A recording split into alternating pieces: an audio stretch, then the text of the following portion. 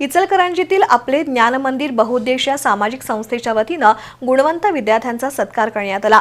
निवृत्त जिल्हा न्यायाधीश दुंडाप्पा हातरोटे यांच्या हस्ते विविध क्षेत्रातील यशस्वी विद्यार्थी आणि व्यक्तींना भेटवस्तू देऊन सन्मानित करण्यात आलं। इचलकरंजी इथं आपले ज्ञानमंदिर बहुउद्देशीय सामाजिक संस्था कार्यरत आहे। या संस्थेच्या वतीनं विविध सामाजिक उपक्रम राबवले जातात। गुणवंत विद्यार्थ्यांना प्रोत्साहन देण्यासाठी संस्थेच्या वतीनं गुणवंत विद्यार्थ्यांचा सत्कार सोहळा पार पडला। निवृत्त जिल्हा न्यायाधीश दुंडाप्पा हातरोटे, आनंदा कौंदाडे यांच्या हस्ते विविध क्षेत्रातील यशस्वी विद्यार्थी आणि व्यक्तींना भेटवस्तू देऊन सन्मानित करण्यात आलं।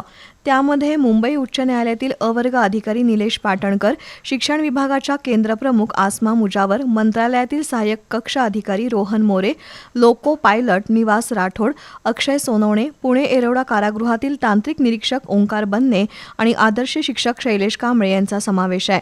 कार्यक्रमाला सजाकली जमादार, सूरज तराळ, संस्थेचे सचिव प्रदीप पाटील, सोमनाथ आदर्शे उपस्थित होते।